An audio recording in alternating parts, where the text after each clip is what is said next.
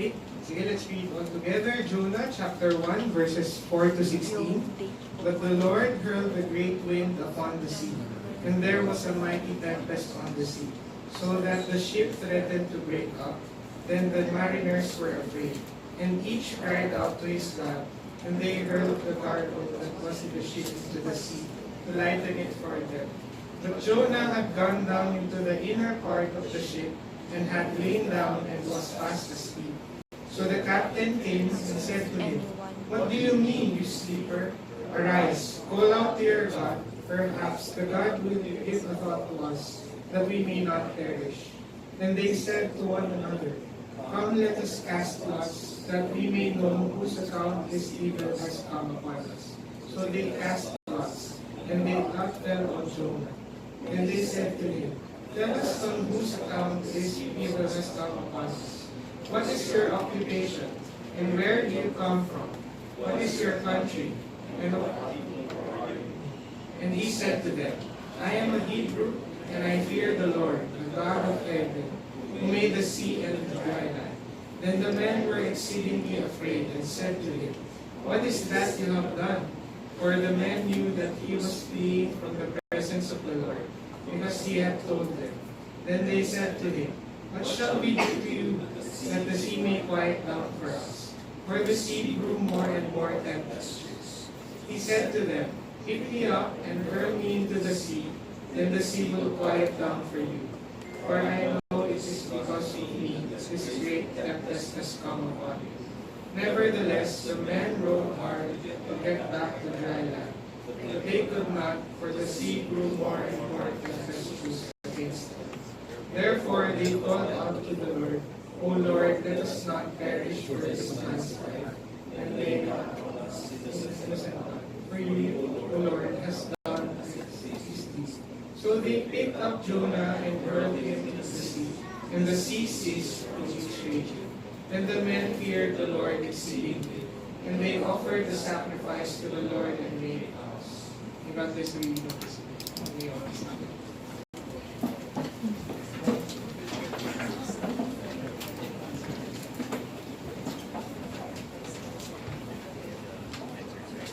Good morning, everyone. It's nice to see you all today. I'm eager and willing to worship the Lord and hear from Him. Before we get into the message, I want to join me in the word of prayer. Heavenly Father, we thank you because, Lord, of your great mercy that you have shown to us. Because of the mercy that you keep lavishing to us every day of our lives. Lord, we are a people who think one thing about ourselves, and yet our lives speak differently than what we think of ourselves. But Lord, you are a God who is worthy to be feared, a God who is worthy to be praised. And I pray today, Lord, that you would teach us the fear of the Lord.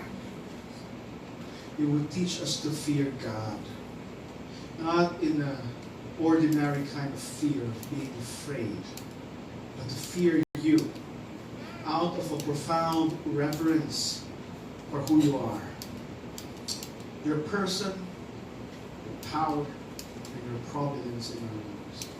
Oh Lord, would you teach your church, Lord, to fear God? Lord, would you do a mighty work in our midst this morning? Would you speak your word to our hearts, Father? That you would cancel out everything and anything that is of the preacher, and that you would only retain what is yours. And may your word find fertile soil in our heart, that it would resonate with us.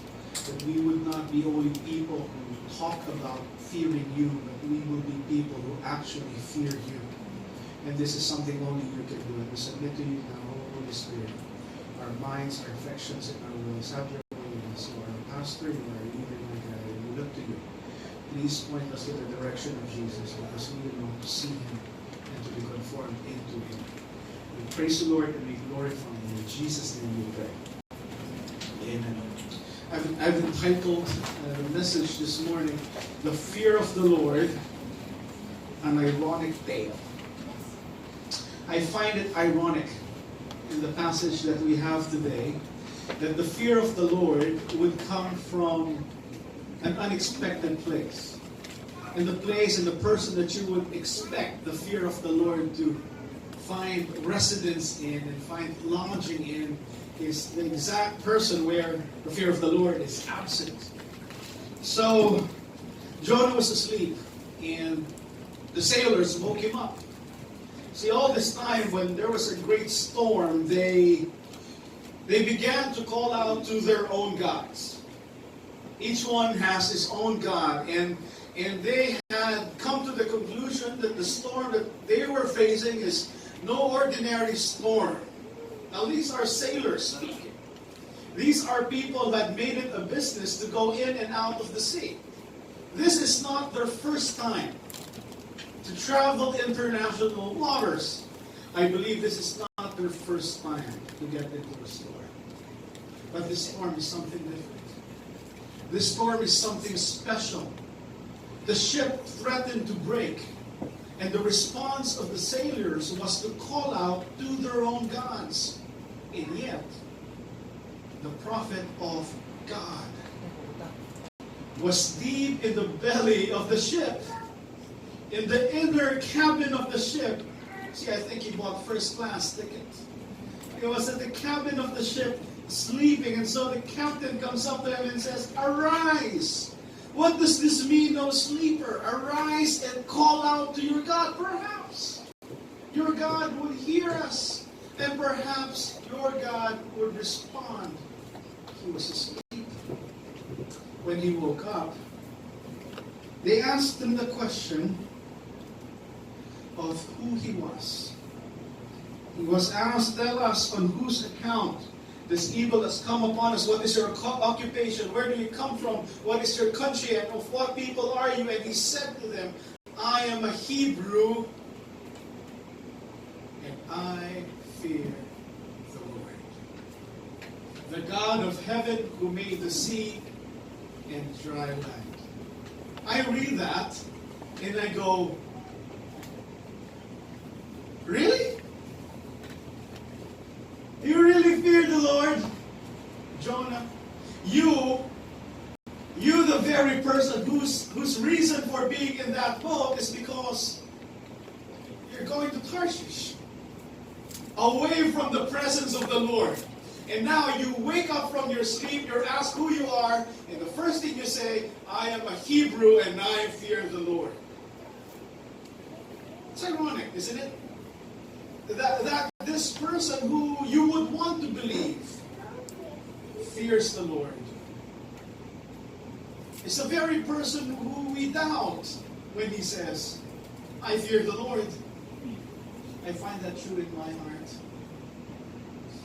When I am asked that question, "Who are you?" sometimes I say, "I'm a pastor and I serve God."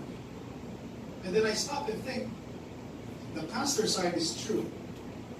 Serving God part, fearing God part, loving God part, I don't know. I hope it's true. So the very place that you would expect the fear of the Lord, you can't find it in this person. Ironically, at the end of the story, the very people that you won't even expect have the fear of the Lord, it says here, after they hurled Jonah into the sea, then the men feared the Lord exceedingly. What is exceedingly? Sobra, labis. It gives us the impression that they feared the Lord to a great extent. It's not just a casual, "Oh, I'm afraid of you." But it struck a deep chord in their hearts that they feared the Lord exceedingly. Now, what was the result of them fearing the Lord? Well, it says here they offered a sacrifice to the Lord and made vows. Now, you would remember they were at sea. And sacrifice entails burning.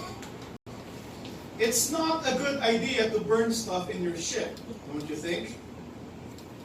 So the assumption here is they went to shore. They didn't go to Tarshish. They went to shore. And they found an animal. They built an altar. And they sacrificed to the Lord, they changed their agenda. They changed their priorities. They changed their thinking. And notice to whom they called. You know, whenever you see the word Lord in the Old Testament, specifically when it's spelled capital L, capital O, capital R, capital D, it tells us that this name is the personal name of God. So a while ago they were calling out to their own gods, but now they're calling out to Yahweh, the only God, the God of the Israelites, the God of Christians. And you would see that there was a profound change in the sailors. And there's a profound inconsistency in the prophets. The fear of the Lord is a great irony. At one point we can say, oh, we want that we fear the Lord, but then our attitudes and our conducts would speak otherwise. It would be the best argument for our confession, our way of life. But then if we admit to ourselves that we are spiritually empty and we are amateurs when it comes to walking with the Lord is patient with us. He uses storms, He uses trials and tribulations so that at the end of it, you fear the Lord. Notice that the sailors did not fear the Lord in the storm. They feared the Lord after the storm. A special kind of fear. So today, we talk about what the fear of the Lord is not. What the fear of the Lord actually is. And how do we check, maybe we're like Jonah. We say we fear the Lord. But how do you check your hearts? What are some good questions to ask yourself to try to understand really what's the disposition of your heart? Are you really a person who fears the Lord, or are you a person who just says you fear the Lord? So what the fear of the Lord is not, what the fear of the Lord actually is. And how do we check? What the fear of the Lord is not, it's not a positive view of self. Sometimes we think that because we are moral people, we don't offend anybody, we don't step on people's toes, we toe the line, we obey the traffic signs and the rules, and we don't cheat anybody. So far, so good. I guess I'm a person who fears the Lord. The fear of the Lord is more than an optimistic view of self. It's more than a high self-esteem or self-confidence. The fear of the Lord is something more. Notice what had happened in this story. So they said to one another, "Come, let us cast lots so that we may know on whose account this evil has come upon us." So they cast lots, and the lot fell on Jonah. So remember, the sailors woke him up, right? And the call to Jonah was, "Arise and pray to your God." Remember that? So this gives us the impression that when Jonah woke up from his sleep, he didn't pray. He was just a little passive. Jonah woke up unresponsive to the sailor's call. So he was not really, it's me. He just woke up. And so the sailors decide, why don't we do this? Why don't we cast lots? That's an ancient way of deciphering what the truth is. They cast lots. Even the priests do that. They cast lots to see who God is appointing to go inside the Holy of Holies. Even the sailors, they cast lots. And the lot fell on Jonah. And so they asked Jonah very specific questions. They said to him, "Tell us on whose account this evil has come upon us. What is your occupation? Where do you come from? What is your country? And of what people are you?" Notice these questions. If you would sum up these 4 questions, you will arrive at one very specific and loaded question. The question is, who are you? So here he is in the middle of the storm. The ship is threatening to break. Everybody is crying to their gods. In fact, the sailors hurled their cargo. So when they reach Tarshish, they have nothing to sell, right? They hurled it. And now Jonah is sleeping, and the sailor says, "You know what? Who are you?" Notice the questions that were asked. What is your occupation? That's another way of saying, what's your agenda? What is your mission? Why are you going to Tarshish anyway? What's your business there? What's your occupation? In other words, what do you do for a living? What's the agenda of your life? Notice the second question they ask, where do you come from? They're talking about the environment in which he's coming from, the culture. A culture where we are raised have a profound effect to who we are. So when Jesus was ministering in Israel, one of the objections to him was, can anything good come out of Galilee? Can anything good come out of San Andres Bukid? Right? This is where I live. Can everything good come out of Bel Air or, I don't know, San Antonio Village or... This environment has a profound effect on who we are. It's not a matter, it's just about nature, but also nurture. Right? And the last two questions are, what is your country and of what people are you? So they're asking for his race. Birds of the same feather are the same kinds of birds. Birds of the same feather flock together, meaning to say, who are you affiliated with? When we get to the question of who we are, one of the answers we might give is our affiliation. So when I ask, okay, who are you? Well, I'm a member of GCF Makati, or I am a pastor together with Green Hills Christian Fellowship. Right? So who are you associated with? The implication being, these people who are around you gives an impression of who you are. And so all of these are meant to get to the heart of that reality and question to Jonah was, who are you? I don't know about you, but whenever I am invited to speak at another church, it's always awkward for me. I love preaching here because I can just stand up and just start talking. But when I preach in another church, sooner or later, the organizer would send me a text message. And the text message would say this, Pastor, how can I introduce you? That is a very stressful question for me to have. What do I say? Well, do I tell them where I work? I work for GCF Makati. Do I tell them who my family is? I'm married to a man, I have a son, Pastor Loving.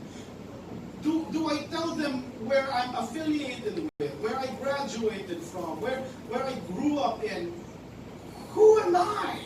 Right? So whenever I'm asked that question, I would just say, just tell them your impression of me. Right? Do I tell them my hobbies? Do I tell them what I love to do? It gets to the heart of your identity. Who are you? In fact, most of us, and a lot of us, struggle with that question. It manifests with our decorum, with our day-to-day life. You're so stressed at work, and you go home, and everything's falling apart, and you wonder, why am I doing this in the first place? Who am I? You buy something, right? When you bought it, first 5 minutes, you're so happy. And then you reach for your wallet again to pay for your fare to go home. You don't have money anymore. And you wonder, why did I even buy this? What type of person am I? It's very important to really have an understanding of who we are. So when Jonah was asked that question, look at this reply. What does he say first? He says, I'm a Hebrew, and I fear the Lord. Now thinking about that, it makes sense. The order of his answer. When he is asked who he is, the first thing that comes to his mind was his race. I'm a Hebrew. Oh, and I fear God. You see the implication? Who are you? I'm a pastor. Oh, I fear God. Who are you? I'm a businessman. Oh, I'm a Christian. You see the implication? It gives us a sense of an add-on. Now notice what Jonah says. I'm a Hebrew and I fear the Lord, the God of heaven, who made the sea and the dry land. That's very interesting. In the book of Deuteronomy, chapter 10, this is what the Lord says. And now, Israel, what does the Lord your God require of you? But to fear the Lord your God, to walk in all his ways, to love him, to serve the Lord your God with all your heart, with all your soul, and to keep the commandments and the statutes of the Lord which I am commanding you today. 14, behold, to the Lord your God belong heaven and the heaven of heavens, the earth and all that's in it. Does that sound like what Jonah was saying? I'm a Jew, right? I'm a Hebrew. And what is the expectation to a Hebrew? Well, God says, I require of you one thing, the fear of God. So the fear of the Lord is kind of like a collateral of being a Hebrew.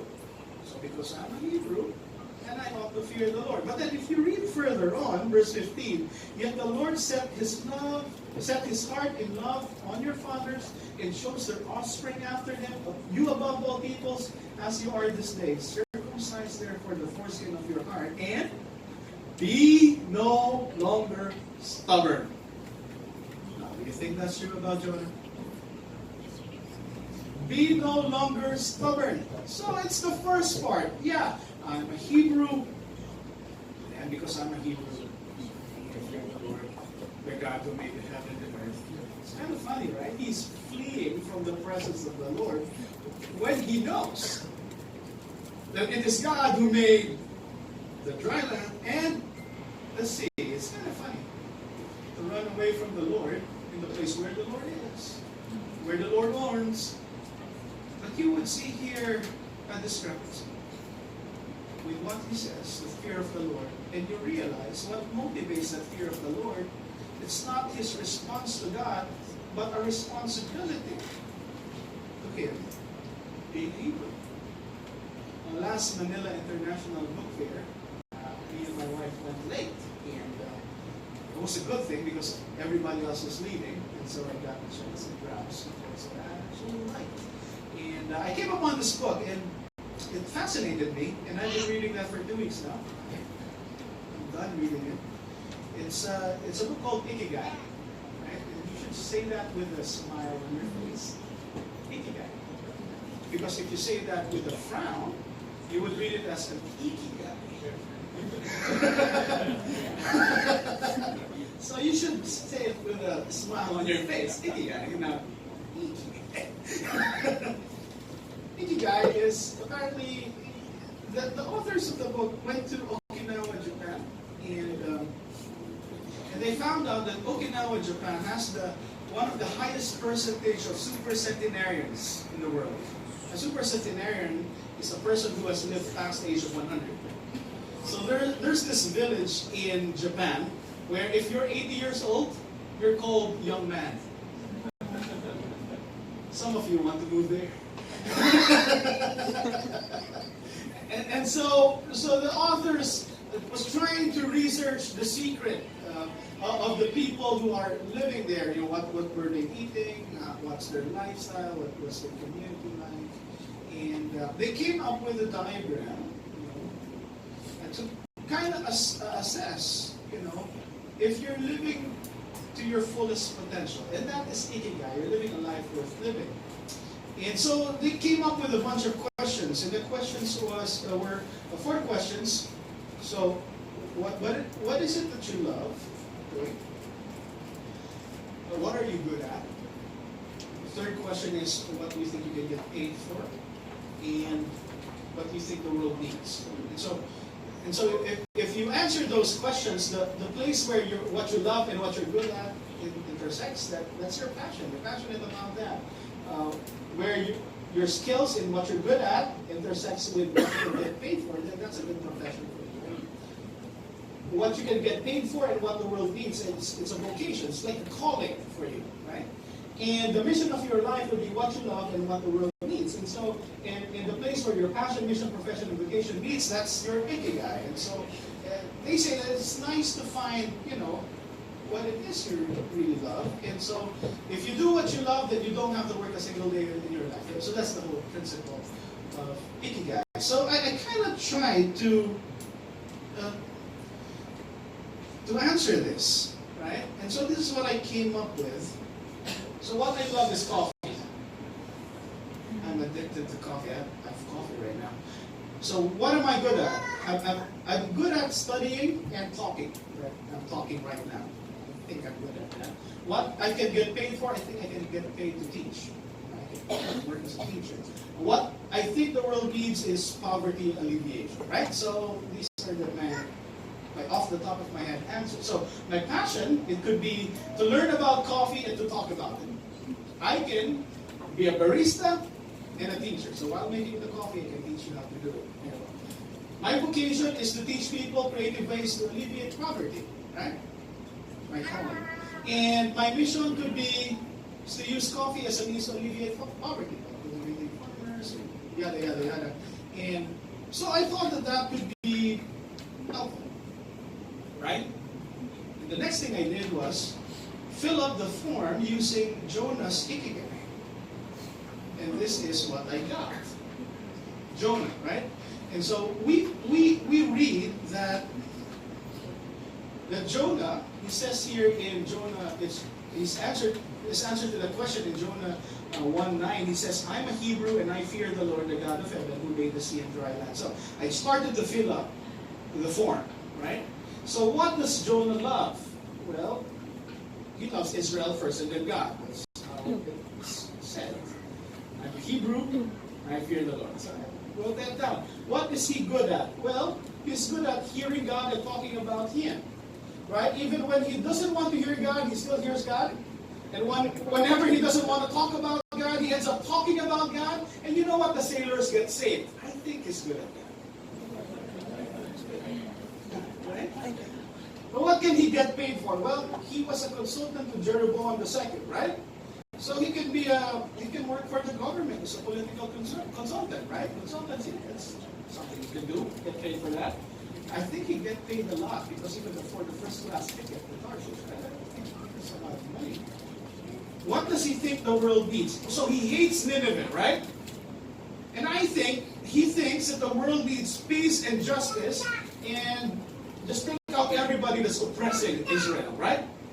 So I started filling up this form. So what would his passion be? To speak the words of God to the nation of Israel. He's passionate about that. What would his profession be? He can be a prophet to the kings or a political consultant. He can get paid for that. What is his vocation? Well, to advocate peace and justice in Israel's state policies. He did that. And number 4, what is his mission? To proclaim, promote, and preserve God's peace and justice in Israel. Now, looking at that and not knowing anything else about Jonah, does that look like a person who fears the Lord? Yeah. But then, so Jonah's ikigai, his reason for living, is being a prophet for Israel. And look at that. We all agree, this looks like a person who fears God. But then God says, and it all comes crashing down. Why? Because what he loves the most is Israel. What do you do? So, this is my ikigai. I can be a coffee farmer. But then God says to me, go be a pastor. And actually through a doctor, he says, stay off of coffee. I shouldn't be drinking that. What happens when you cannot do what you love to do because God has better plans for you?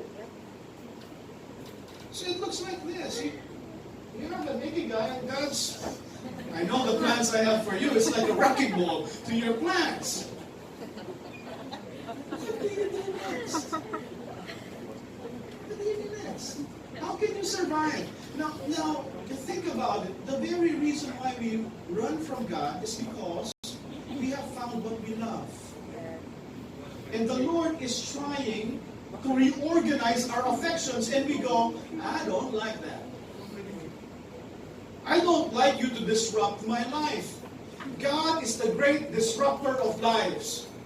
He says to Abraham, leave your father and mother and move to the land. I will show you. He didn't even tell him where he's going. I will tell you on a need-to-know basis.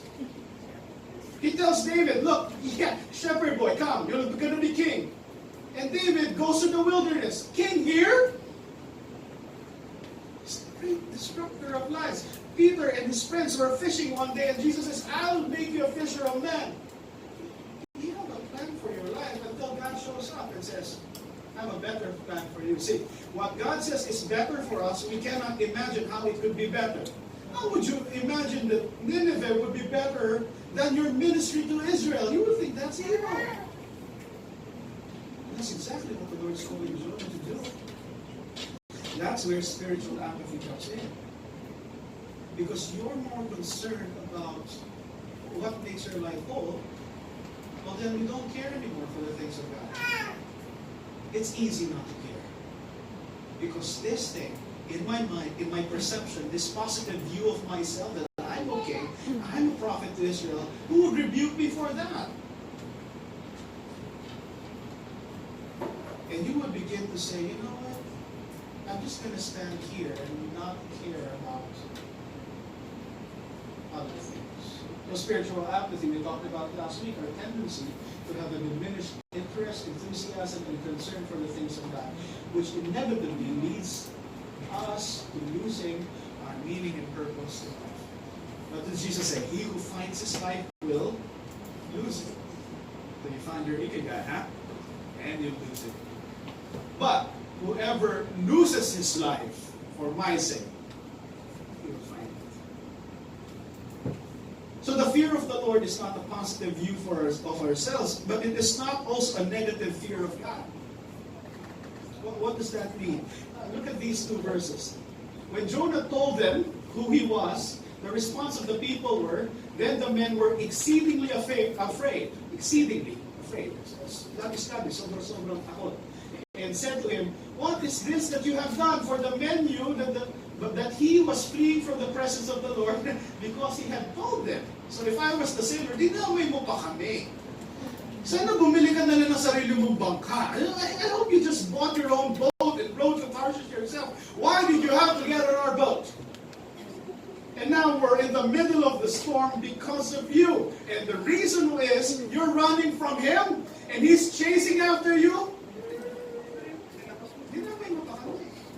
Why did you get us involved in this? So there's a visceral fear. But that was not the fear of the Lord, because that's what they felt at the beginning. But at the end, they picked up Jonah and hurled him into the sea, and the sea ceased from its raging. Then the men feared the Lord exceedingly. So a while ago they were exceedingly afraid. Now they feared the Lord exceedingly. There was a change.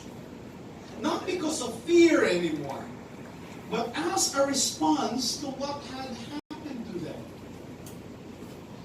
John says, there is no fear in love, but perfect love casts out fear. For fear has to do with punishment or being afraid. And whoever fears has not been perfected in love. So the fear of the Lord is not purely being afraid. But there is an element of love, of adoration, and reverence infused in it. So I was meditating on it, and I came up with this. What is the fear of God or fear of the Lord? I'm thinking about this. I believe that it is it's the intuitive reordering of a person's mind, affections, and will to a posture of reverence. Intuitive. Intuitive means you don't really have to think about it. It's just there. It's just reasonable, right? If you see that you're crossing the street and you want to turn right, but it says no right turn, it's just you don't think about it. You just turn left. There's no other choice. Right? When you see the person and the power of God, and you go, you know what? What other recourse would I do but to submit my life to you? Therefore, my brothers, in view of God's mercy, offer our bodies to Christ as a living sacrifice, holy and pleasing. This is our spiritual act of worship, or this is our most reasonable act of worship. If you knew who God is, the reasonable thing to do is, I'm going to honor you. It's a position of reverence.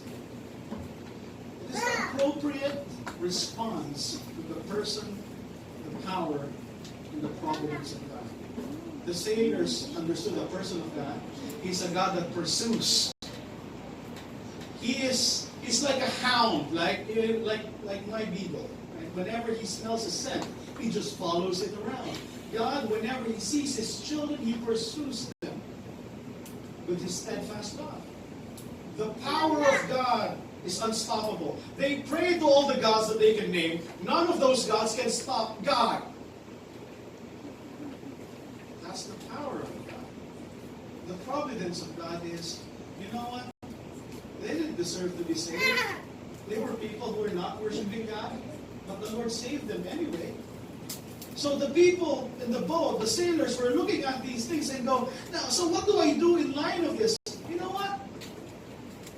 I'm going to pray to Yahweh. I'm going to make a sacrifice to you. And I make a promise and a covenant of vow to God. exactly what had happened to Abraham. Remember? After these things, after all that journey in the wilderness, God tested Abraham and said to him, Abraham, and he said, here I am. He said, take your son. Look at how God says this. Take your son. It's one thing, right? My son. Take your only son, Isaac. That son has a name. Only son, Isaac. It's not done yet. Whom you love. You see how God really gets particular? Your son, your only son, Isaac, whom you love. And go to the land of Moriah and offer him there as a burnt offering on one of the mountains of Israel. If you know the story, Abraham's response was intuitive. He packed the donkey. He laid the wood on his son, the knife, his servant. No questions asked. He rose up early in the morning and he was gonna sacrifice his own son. You know the story, right? Without blinking an eye. So what had happened? Well, but the angel of the Lord called to him from heaven and said, Abraham, Abraham, and he said, here I am. He said, do not lay your hand on the boy or do anything to him, for I know that you fear God. Because that was his intuitive response. Whatever God wants, he's going to get. That's how much I fear God. More than my son, my only son, Isaac, the one that I love. God is the one I fear. It's intuitive. But think about Peter. We talked about this at Gotcha last night. Peter was mending his nets one day because he didn't have any catch. Now, remember this story? And for some reason, Jesus chose this boat. There were two boats there, but Jesus got in Simon's boat. And he said to Simon, push out a little from shore. And he taught from the boat.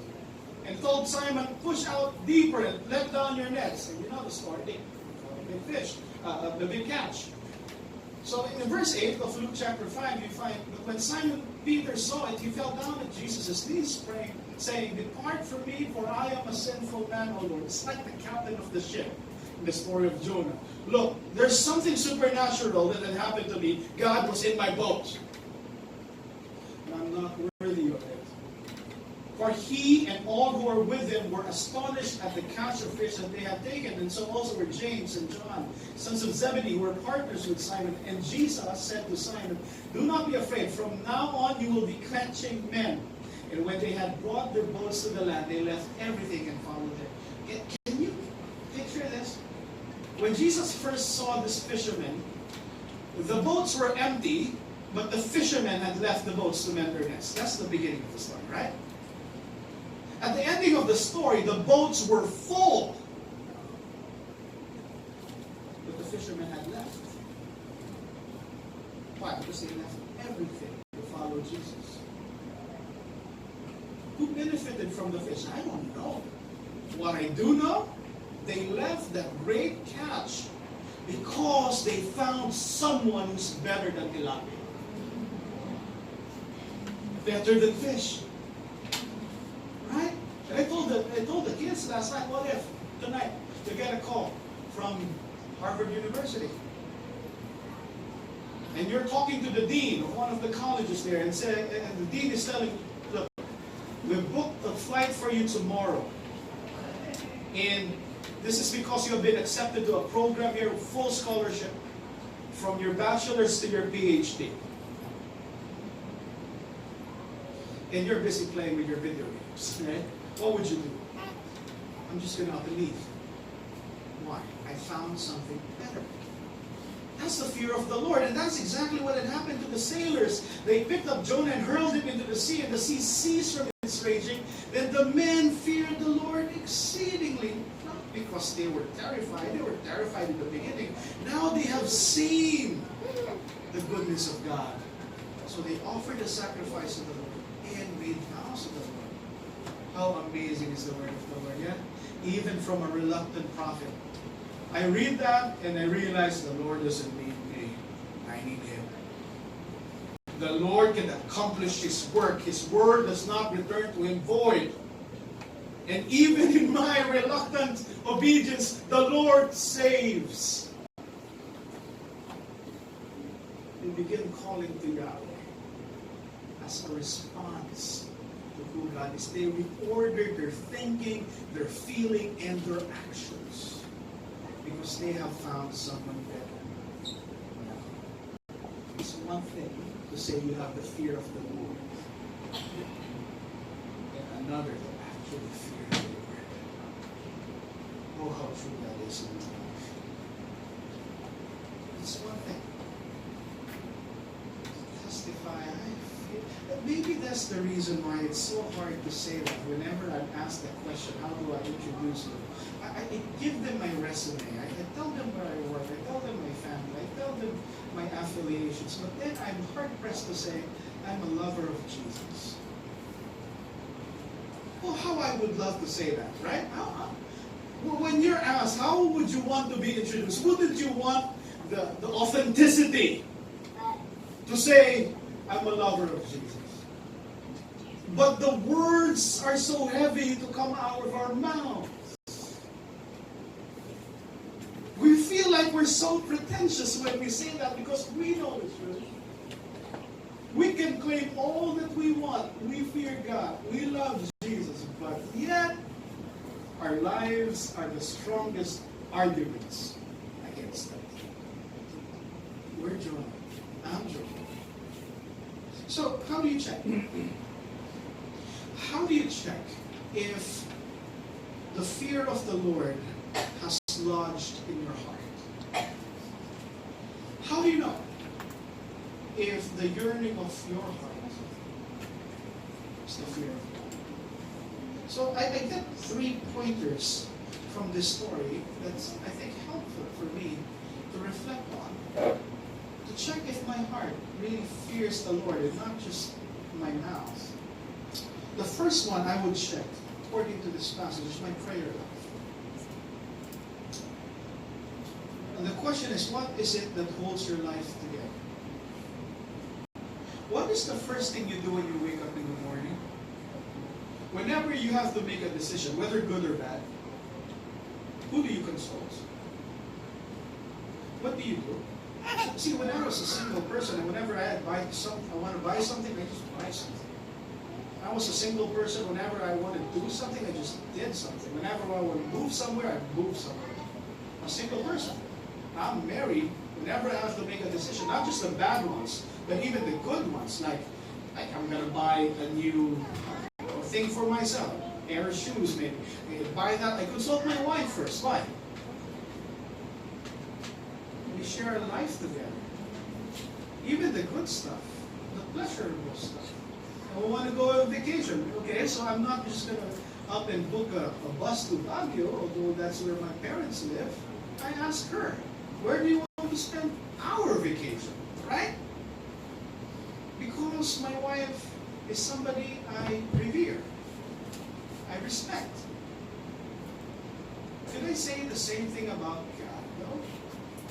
Whenever I'm going to do something, whether it's a difficult one or a good one, how's my prayer life? Do I even value Him enough that His opinion and His truth would matter to my decisions? Now, look at the sailors, right? Jonah doesn't want to pray. He just wants to get hurled into the sea. That's all we read about Jonah. He doesn't pray until next week in chapter 2. Now he prays in chapter 2. But in chapter 1, no prayer. But look at the sailors. When the storm was there, they cried out to their gods. When they found Jonah sleeping, they wake him up and told him, pray to your God. When Jonah told them, hurl me into the sea, they prayed to Jonah's God. And they asked God, Lord, let us not perish for this man's life, and lay not on us innocent blood, for you, O Lord, have done as it please you. Lord, we really don't want to kill him. No, we really don't want to throw him overboard. Lord, but that's what he says, Lord. And he's supposed to be a representative of you. And we really don't want to do this. How unfortunate when non-believers pray better than us. How unfortunate when people who have no inkling, there's a rudimentary idea about who God is, praying better than us. How's your prayer life? See, the first first prayer of the sailors was not even to God.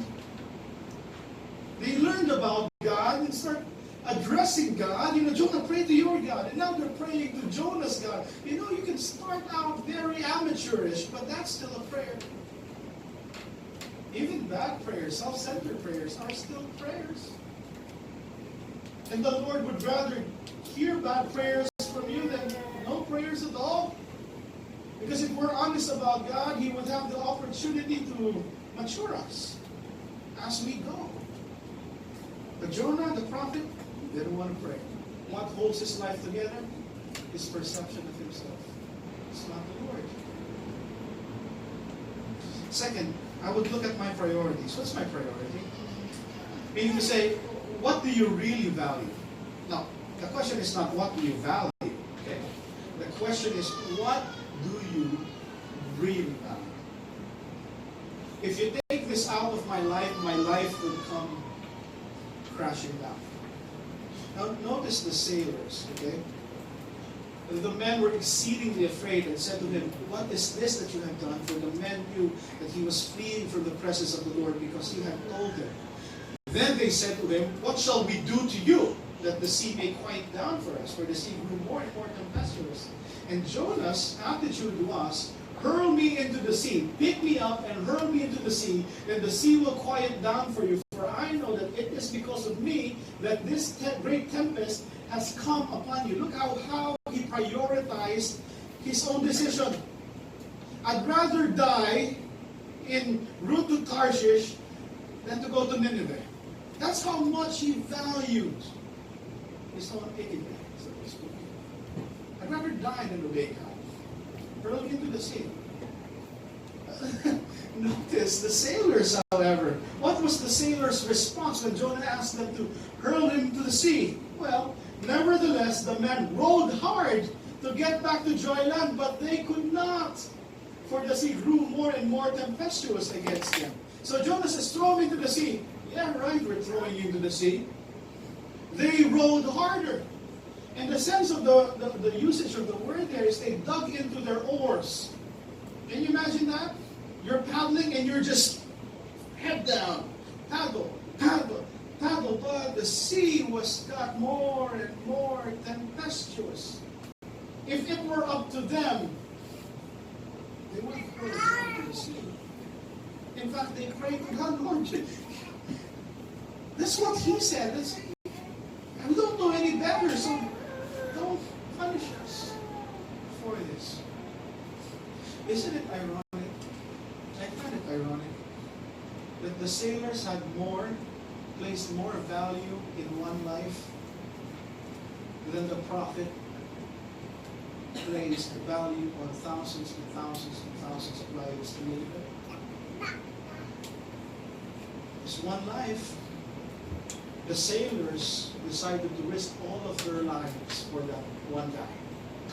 Jonah wouldn't risk his life for the sake of thousands upon thousands of lives in Nineveh. What do you really value? See, the sailors valued life, and we have something better than life. We have this thing called eternal life. Yeah? So if you really knew the condition of a person but hadn't known the Lord, what would happen to that person? Would you go out of the way to share the gospel? Would you go out of the way to share God's life-giving message? Or you don't care, just hurl this person overboard.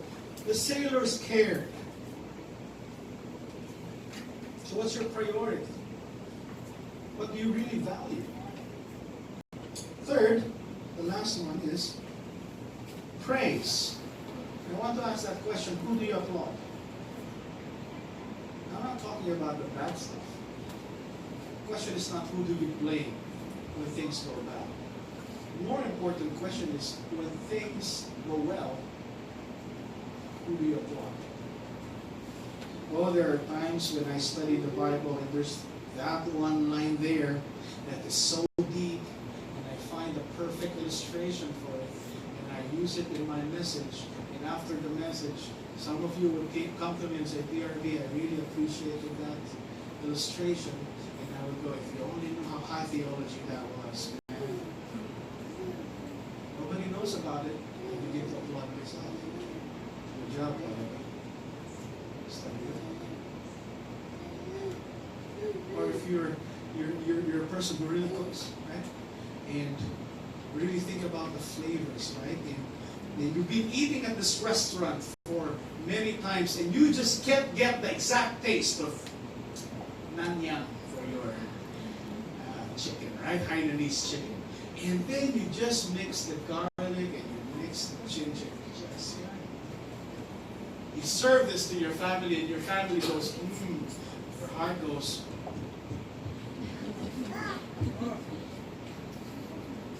there's this very difficult deal to close, right? In your work. Nobody can close this deal. You work hard, you land the deal. You play music. You learn the chord that David played and it pleased the Lord. Right? It's just so hard to nail that melody, but you hit that B minor just right, the right time. Nobody knows about it. Everybody else is singing. What do you learn? Who do you praise? Who do you applaud when things go well? We are careful when things go bad. We blame. We're careful about that. But when things are going well, who do you praise? See, things went well for the sailors, yet the sea calmed down. What did they do? So the man feared the Lord exceedingly. They offered a sacrifice to the Lord and made vows. They could have well said, good job. That was a good call in hurling the cargo. Good job. Good job in growing. Good job. That's a good call to hurl that guy off of the boat. Right? Good call. They could have done that. They could have said that, but what did they do? They feared Yahweh exceedingly. They offered sacrifices to Yahweh. They changed their itinerary. They changed their identity. Friends, they changed their religion. They changed their faith. As a response to what God had done for them. Now look at the words of Psalm 130, verse 3 and 4. This gives us an understanding of the fear of the Lord like no other. Look at Psalm 103 and 4. It says, if you, O Lord, should mark iniquities, O Lord, who can stand? What does that mean? If the Lord kept a yellow pad paper of all of your sins, if He would keep an Excel sheet of all of your sins, you think you can stand? Praise God, right? But it says here, but with you there is forgiveness. What is the forgiveness there for? That you may be feared. The fear of the Lord is not a result of the list of sins, but precisely because despite of that whole Excel sheet of sins, 1,000,000 computers long, God still forgives. So that's the theme song of our series. What love can remember the wrongs we have done. He's omniscient, He's all-knowing. He counts not their sum. He throws it into a sea without bottom, without shore. Our sins, they are many. His mercy is more. What's your response? 3 words. Praise the Lord. What else could I say? What is there left to say but praise God? It's not coming out, I'm afraid of Him. It's coming from a place where I'm grateful to Him. He's special to me. He's the most important person in my life. Praise God. His mercy is more. And so I don't want to sin anymore, not because I fear that I can get punished. I don't want to sin anymore because I don't want to hurt Him again. That's coming from a different place, isn't it? God is not the great cosmic killjoy. Who's out for our enjoyment. He's the giver of joy. And I don't want to do anything that would hurt him anymore, knowing the price that he had already paid. Friends, that's the fear of the Lord. I don't want to look at anybody else because I love my wife, not because I fear I'm going to get expelled off the house. That's the wrong one. No. I do my chores not because I fear my wife making me sleep on the couch. Because I love my wife. She's already tired. I want to help her. I don't want to offend the Lord anymore because I fear the punishment. Yeah, I'm afraid of the punishment. Don't get me wrong. But more than that, He's given His heart to me. He's given His life for me. His blood was the payment. His life was the cost. We stand beneath a death we can never afford. I don't want to sin anymore in light of that. Now I fear God. Paul says, or do you pursue on the riches of His kindness and forbearance and patience, not knowing that God's kindness is meant to lead you to repentance? Because God is so kind, merciful, and true. Isn't that enough reason to say, I have a vision of my life, I'm leaving that behind, and I'm taking you, and I'm following you. It's your kindness, your goodness, so led me to repentance. All this being said, now I understand the proverb. The fear of the Lord is the beginning of wisdom. And the knowledge of the Holy One is insight. Believe it. That is true. So the fear of the Lord is actually better than Ikigai, real quick before I close. If the fear of the Lord is what's operating in your life, the possibilities are endless. You start with the fear of the Lord. What you would love is the Lord your God with all your heart, soul, and strength. And your neighbor as yourself. Because you fear the Lord. What you're good at is going to give you spiritual gifts. Right? Exhortation, service, the list goes on and on. What's your profession? What can you get paid for? You know what? It doesn't really matter. Because the Lord will provide for all our needs according to His riches and glory. Jehovah Jireh. That's what Abraham said in that mountain. What the world needs? The gospel. And so the possibilities are endless. What could you be passionate about? I can be passionate about using my spiritual gifts in every way that would help me love the Lord and help other people love the Lord. Possibilities are endless. What can be my profession? You know what? The Lord has supported me and established me financially through being a janitor, being a non-profit worker, and being a pastor. It doesn't really matter. If it's the Lord's will assist bill, it really matters. What the world needs and what I can get paid for, the gospel.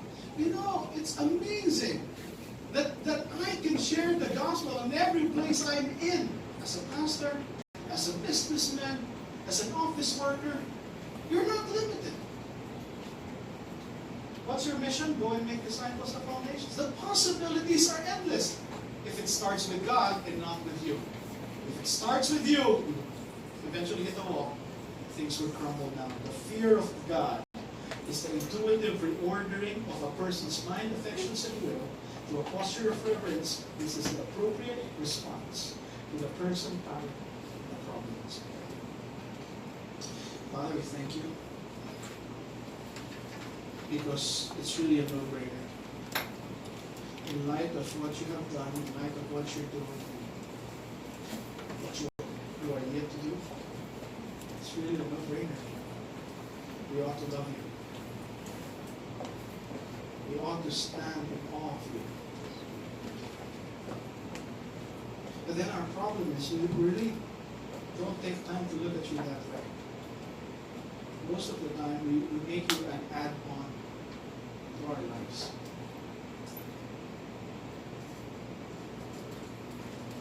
It's so hard to say. But Lord, I pray that one day at a time you would lead us and allow us to gain more confidence to say with authenticity and truth when we are asked who we are. But we could say with all honesty that we are lovers of Jesus. It's so hard to say that. But with you, Lord, nothing is impossible. With you, Lord, one day at a time, who can be a real person who really loves Jesus Christ. Not only with words, but more importantly, with our lives. Help us to get to that point where we don't even have to say it anymore, because we already live it. Lord, I pray that your words and your words alone find resonance in our lives. Give us recall. Give us reverberation. And continue to challenge us as the week go by to learn the meaning of the fear of the Lord. We thank you, Lord, and we worship you. In Jesus' name. Praise the Lord for what He's doing in our church and in our lives and our ministries where we can all get involved. And please, if you have heard it, please get in touch with anybody. Be plugged in. This is your first time here. I see my friends Billy and Joy. Welcome. Masaya kami na nandito kayo. Welcome home. Your family to us. Please, go say hi to them. I think we have coffee, so please stay and we're going to fellowship. Let's all rise for a benediction.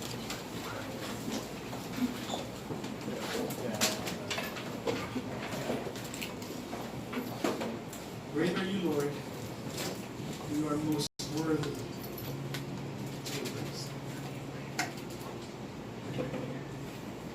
You are worthy, Lord. You are worthy to receive all the honor. You are worthy to receive all the dominion, power, and authority. O Lord, because by your blood you have purchased men and women for God from every tribe and tongue and nation and people. And you have gathered them to become a kingdom and a priest to serve you. O Lord, thank you for the cross of Calvary. Thank you for the better Jonah who was hurled into the sea to pay the debt that we can never pay so that we can live the life only He deserves. Thank you, Lord, for Jesus, the better Jonah. And so now, to Him who is able to keep you from falling and to present you before His glorious presence without fault and with great joy. To the only God, our Father, through Jesus Christ our Lord, belong all glory, majesty, dominion, and power and authority before all ages, in our church, in our communities, in our homes, now and forevermore. Amen.